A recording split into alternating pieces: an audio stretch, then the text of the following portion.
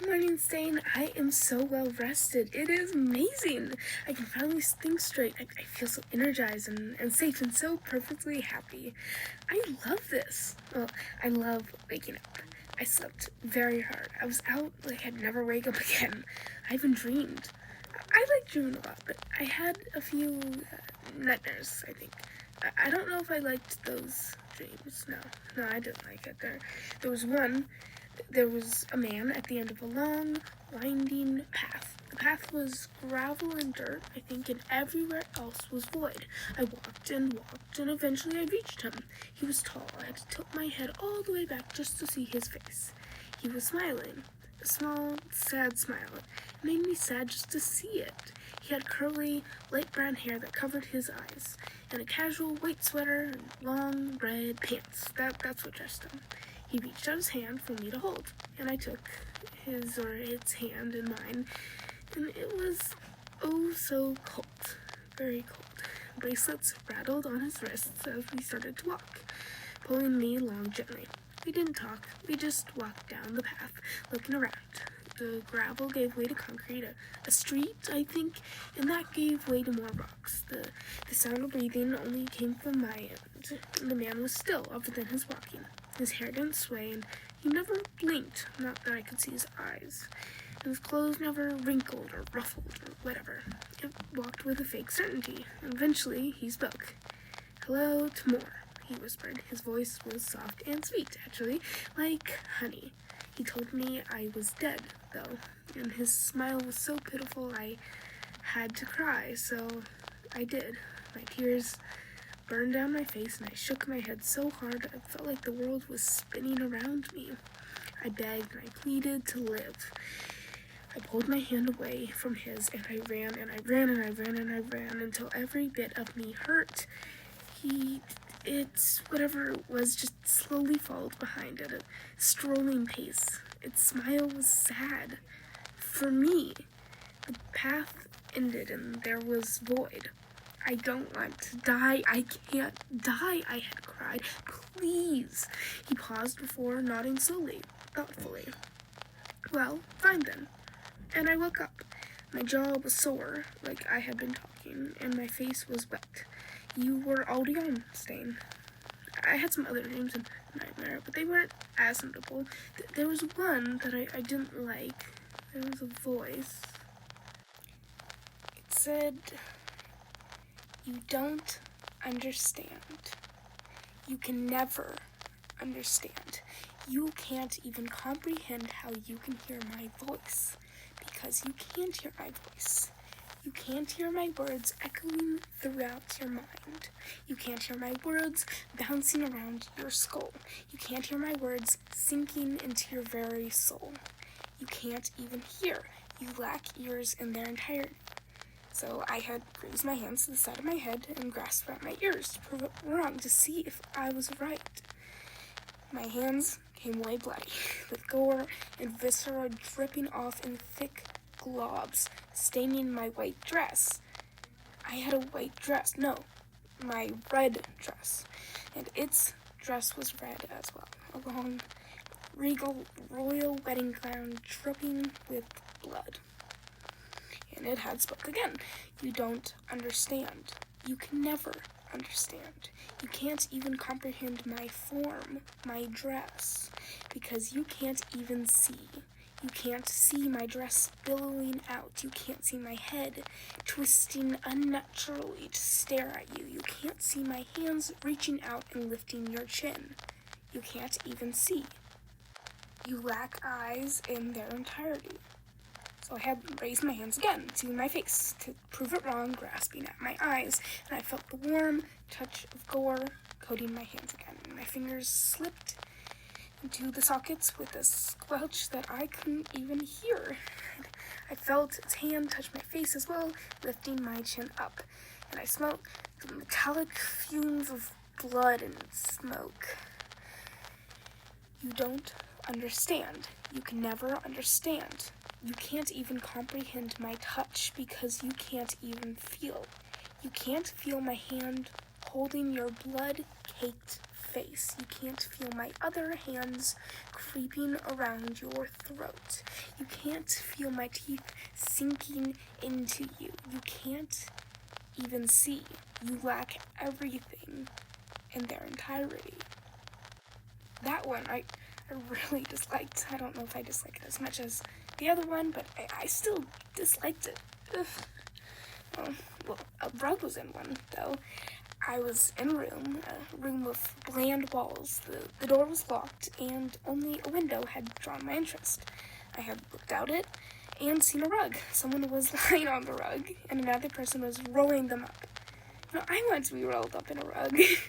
They got all rolled up and was placed in a big plastic bag before being dragged away. I don't want to be put in a plastic bag. I just want to be on the rug. In another, I was sitting on an old chair. A woman was brushing my hair. She had black pigtails and was rough, not caring if the brushing hurt. But it wasn't that bad, and my hair looked better in the end. Well, at least I thought I did. I haven't seen a mirror in a while. I barely remember what I look like. What do I look like, Stain? I wonder. Am I beautiful, or am I handsome, or am I neither? Maybe I'm just here. I do want to know what I look like. All I can see is what's in front of me, my cold, calloused hands, the side of my hand where the bag was sewn onto before, scarred. Cross-stitch pattern etched into my skin with such precision. I'm almost proud of myself. Those perfect lines carved in, even by accident. Maybe a perfect accident. But it hurt. I don't know how I didn't even notice. Maybe I was just so tired before. But now I'm not tired, not at all. I'll pretend to sleep when it comes, instead of actually sleeping. I'll probably draw or write or something with the papers. The sign is done, and I hung it outside, right across from the alcove. More footprints are in the dirt, I noticed, even though I can't tell if they're humanoid or not. I suppose it doesn't matter. Dangerous either way, and I really hate dangerous things. You know that. I like being safe. That's why I love the alcove. I never want to leave the alcove. I want to stay here, away from that shadowy figure. Away from everything that can hurt me. And here, the only danger that's a danger to me is myself. Nothing else can harm me. I'm safe. What if I just never leave the alcove again? Maybe I should get rocks and cover the entrance so the thing that knocks can't get in. Maybe I should try that. Oh, hi. You're back. I'll take that as a hard no, I suppose. Fair enough. But anyways, I'm here with my shadow, not the shadowy figure, but my shadow. Say hi. Hi! We're drawing together with some of the papers I got. It's so fun. I'm drawing a rug. And I'm drawing, I think I'm drawing the things that bang and knock and try to get into your alcove. Or can I call it our alcove? Oh. Sorry. No. Too late. You ruined the mood. But now I'm drawing a rug too? You are? Oh, okay. You are. You know, you are just so good at drawing. I love it. You are too. We are just both so good at drawing. This is amazing. I wonder what the tape recorder would draw. I wonder what it would draw. It? You mean what would they draw? Sorry, you're right. But what would you draw, Stain? I wonder. You always seem to wonder. Not much else to do around here.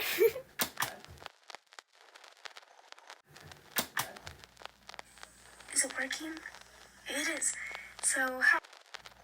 I'm looking through the old discarded recorders. There's some old snippets, actually, that have stayed, but most broke before working long. Test. Okay. Hi, I'm Cut. Oh, okay. Destroying that one later. Here's one. Oh, I think I remember this one. Oh, yeah. Oh. That was after I first bit off my tongue. Not good memories. There's something knocking at the alcove. I don't know what it is, and I don't like it. Oh, first encounters with the thing that knocks so long ago. I think that time is weird and unpredictable.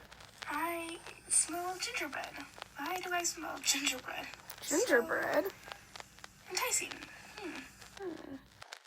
And 3. Oh, okay. Got the mouth stitches done. Okay.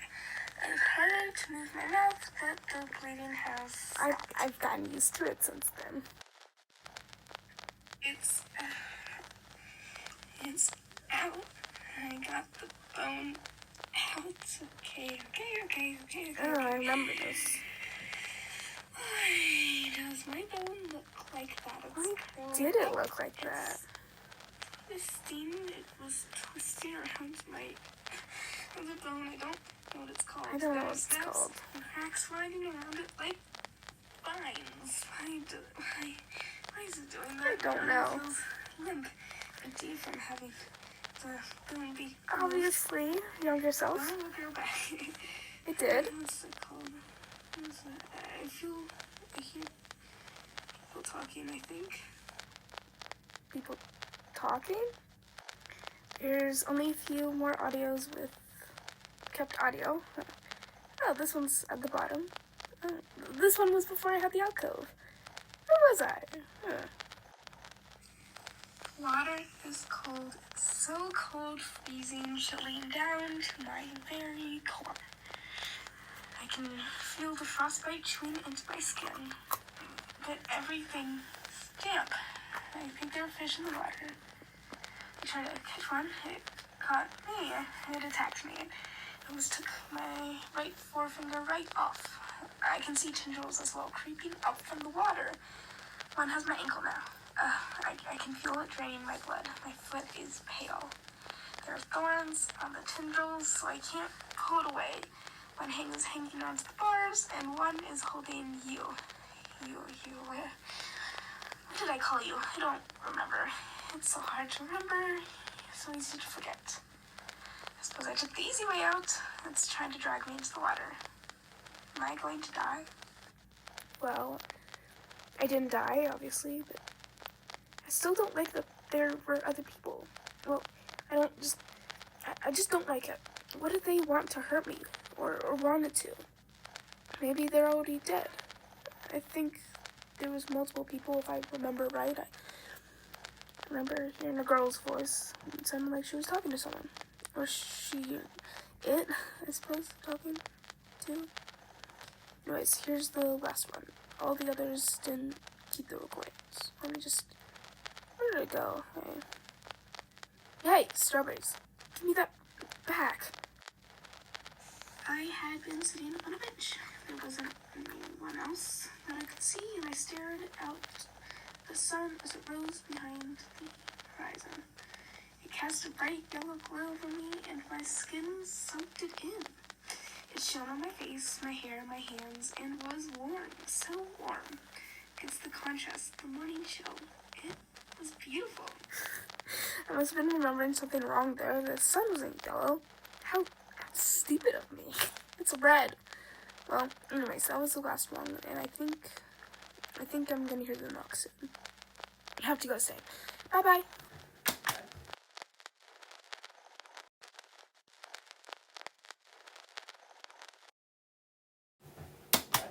Sorry, everyone, that this episode was, shorter than the last one. I'm sorry if it's more disconcerted than the other ones. I have taken a break, and I'm just getting back into it, so enjoy. You also might be seeing more mini episodes than normal, but I will try to keep a schedule. I love you all.